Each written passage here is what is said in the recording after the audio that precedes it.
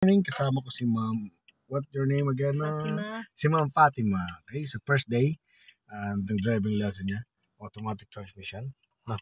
So, may experience ka sa pagdadrive, Ma'am? Kahit pa paano? Kaunti yan. Kaunti lang. So, saan ka pa nahihirapan sa pagdadrive?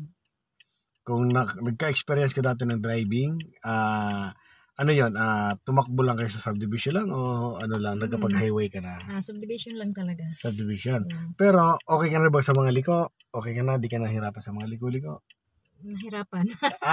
Pero sa ngayon, ano yung na-expect mo? Ano pa yung gusto mong matutunan? Gusto ko katulad ng pagliko, pag-reverse. Okay, so improve pa natin pagliko. Yeah. Ayun po yung kulang. Okay. U-turn or U-turn, okay. 3-point turn, 2-point turn. Ayan ang mga kailangan. Tsaka mga rules sa kalsada.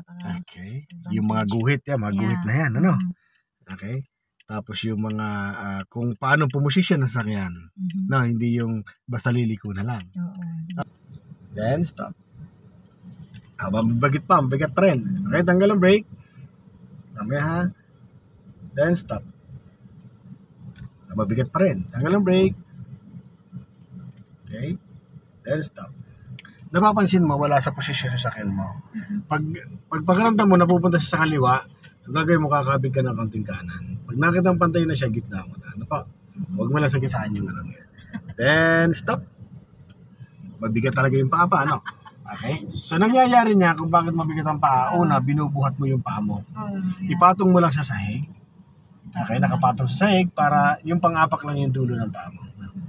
Okay? Then, stop. Apak ng gas. Konti. Gas ka ngayon. Gas.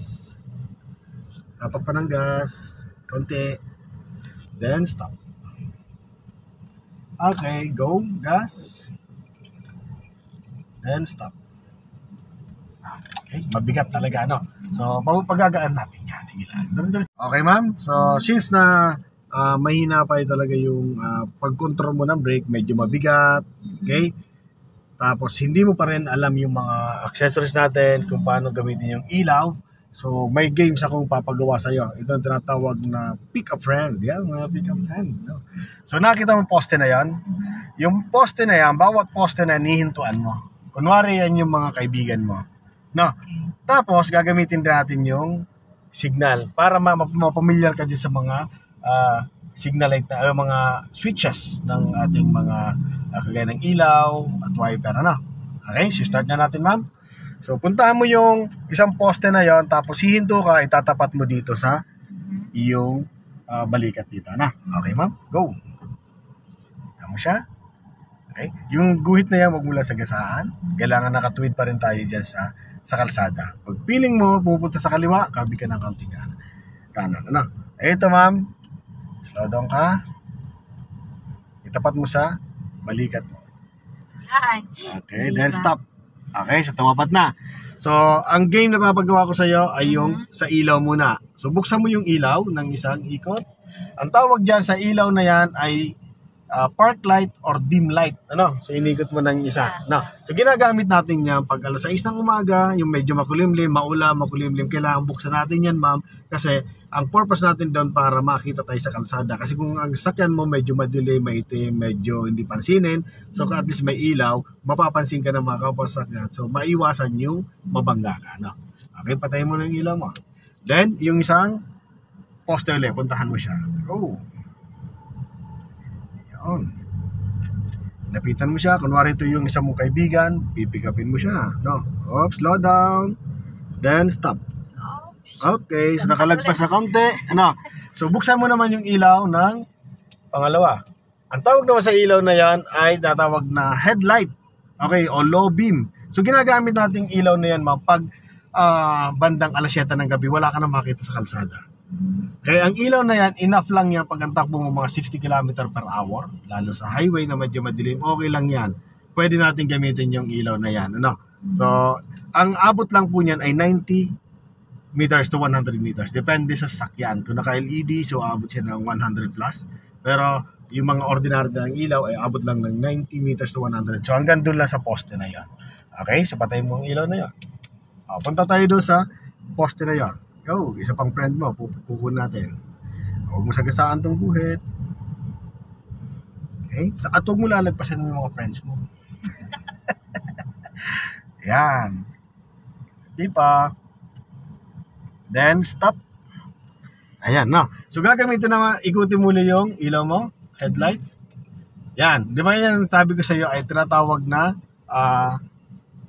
headlight or low beam. Yung high beam yan, ipupush mo siya. Push mo. Ayan, nagkulay blue, ano. So, yung high beam naman yan, gagamitin mo yan, ma'am, kung sobrang dilim na talaga yung sakyan. Yung sobrang dilim na talaga yung kalsada natin.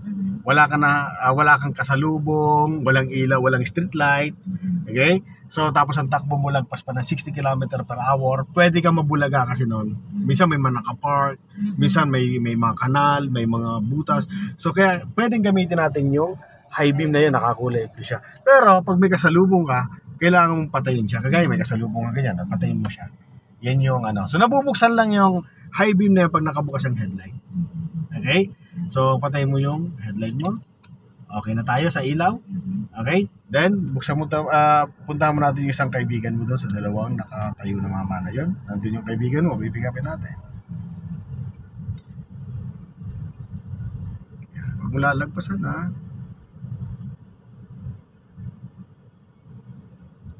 Then, stop. Ito na, ano. So, yung isa naman, stop na tayo dito, ay tinatawag na passing light. O, paano mo gamitin? Ganun mo siya. Yan, nagkukulay blue. Ang tawag din ay flashing light or passing light. I-hold siya. Hindi, ganun lang siya. 1, 2, 1, 2. Ano, so, ginagamit natin yan pag alanganin yung sitwasyon. Halimbawa, ang bilis ng takbo, mga 60 km per hour, 50 km per hour, 100 km per hour. Ngayon, may gustong lumiban, 30 meters mula doon sa sakyan mo. Delikado para sa inyo. Mababangga mo o aabutan mo siya. Gamitan mo siya ng passing light para pag sinasabi mo sa kanya na wag mo na siyang liliban at aabutan mo siya. Yun ang passing light. Okay? So, effective? Okay siya? Okay, so doon naman tayo sa isang poste. Go!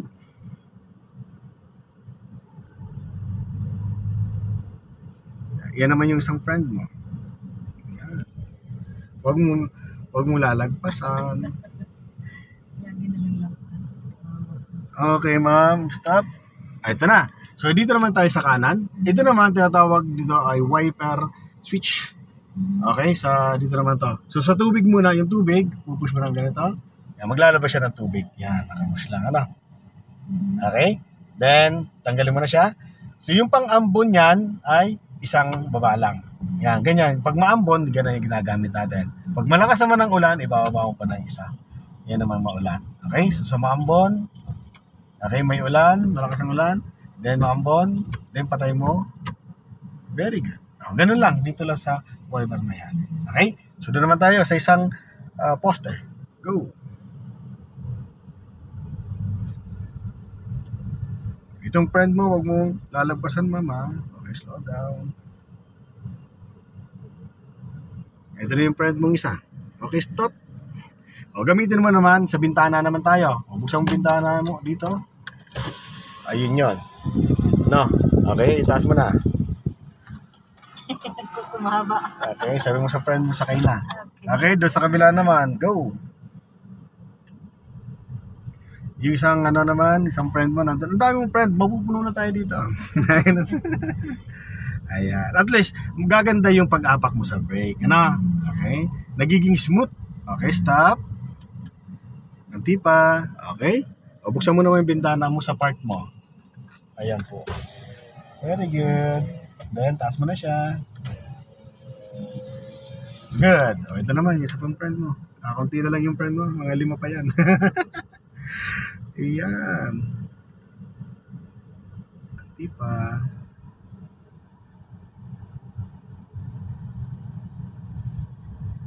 Then, stop. Okay, yung bintana naman sa likod. Ayun, nabubuksan na yung bintana sa likod dito. No? Then, sa kabila. Kabila din, dalawa. Okay, itaas mo parehas. Good. Nagdamas na sila. Oh, very good. Ano? So, ngayon, alin pang accessories hindi mo pa alam gamitin? Alam mo na lahat? Yan, yung control na lang.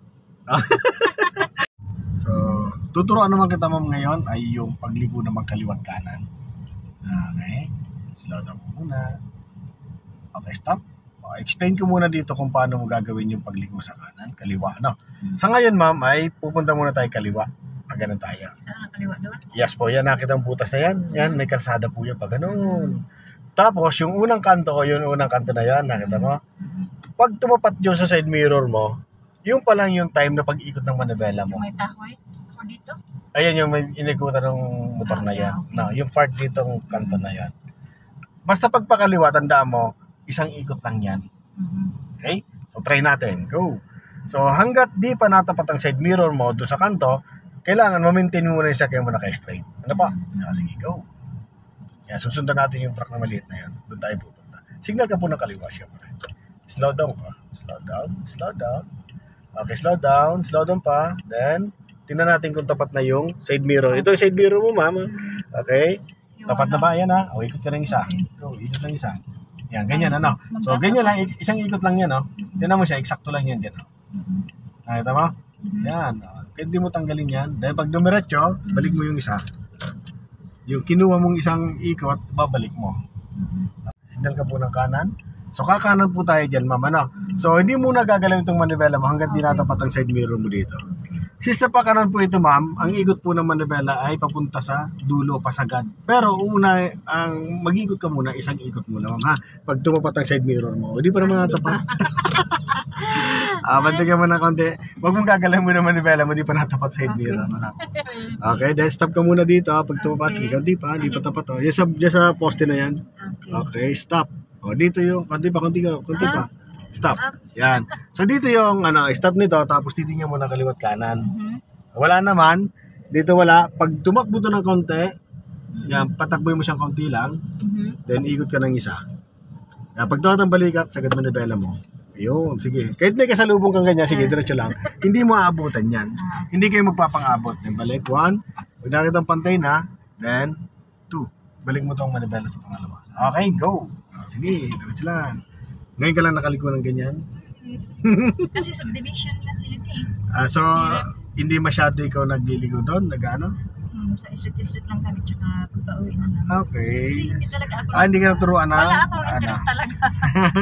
So, ngayon lang kailangan na. Kailangan na eh. Hindi pa, then, stop. Wala. Isa kanan, wala. O, then, kabig ng isa muna. Sige, patapuin mo na konti. Go, patapuin mo konti. Yan, may kasalubong ka. Then, pagtupat ang balikan mo dito, saka mo pupul. Ito, pupul mo to. Yan, then balik. Very good yarn. Okay, go. Paparpakan natin yan. Diretso na, ma'am. So, hintay mo tumapat yung side mirror. Isa kanto. Then, ikot ng isa.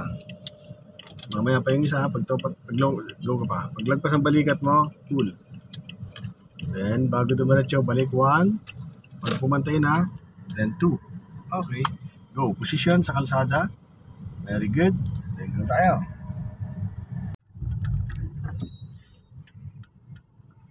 Sunod ka lang sa kanila. No? Pero tayo ay papunta tayong kaliwa. Pwede ka na sumignal dito ng kaliwa. Sundan mo lang yung tricycle na to. Okay. Slow down ka. Maghihiwalay ka niyan, bandaron pa. Ayan. Kaya may jeep. Yan, kaya na. Slow down ka muna. Then stop ka muna. Huwag kang sasabay sa kanila. Alam ba, agresibo sila. So, pabayaan mo lang. Okay, go. Position. Go.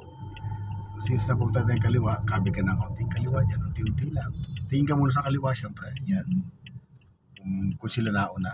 No? Pag nakaungos na yan, pag sa mga ganitong intersection, dito na mo kagaya yung bilis nila sa kayong distance. No? So, stop ka muna. Ganito. So, nagkakagirian na yung dalawa. No? So, pabayaan mo muna sila.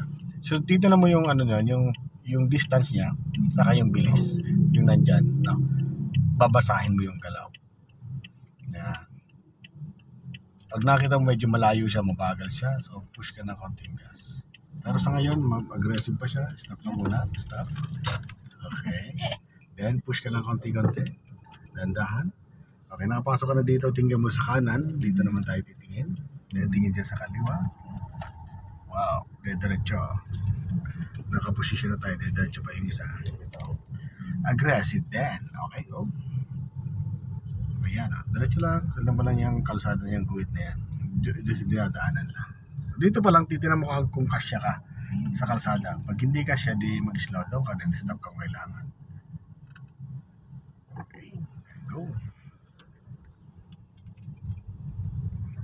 Pag medyo masip ka dito sa kanan, tingnan mo yung kaliwa. Kung may space, copy ka sa kaliwa. Okay, gas ka pa.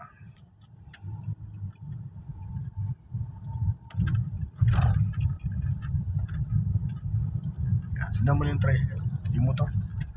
Sige, gas ka pa mo. Yan, may pedestrian lane, tingnan mo sa kanan, tingnan mo kung tatawid sila. So, hindi naman, diretso ka lang po. Yan, sundan mo lang yung guhit na yan. Yung lane mong yan, dyan ka lang muna. Yan, re-reverse ito. Slow down ka muna.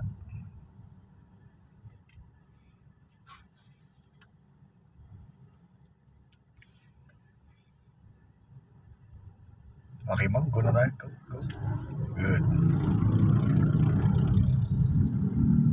Diyan ka lang po sa lane mo, ma'am. Yan, sa loob ka lang ng lane mo. Yung guide mo dyan, yung solid na yan, dyan. Lumapit ka lang, tikitan mo lang siya na konti. Huwag mo lang sasagasaan siya, no? Yan. Pag lumalayo ka sa kanya, lapit ka. Yan, lumalapit ka lang sa kanya. Hindi masyado malayo. Kasi pag lumayo ka niyan, dito ka naman sisiksik sa kabila naman. So, kailangan mo balansin mo siya. Nakasalubong dapat magkatingin. Nakabalanse. Titingnan mo rin syempre yung katabi mo kung nadikit. Pero more on attention mo nandito. Kasi nandito nadikit sa'yo, alam niya naman yun na dumidikit siya sa'yo. So, papakaramdaman mo lang yung galaw. Tapos, focus ka lang dito muna. Dito sa lane na to. Diretso lang tayo, masundan mo lang tong lane na to. Okay tayo. Diretso lang po.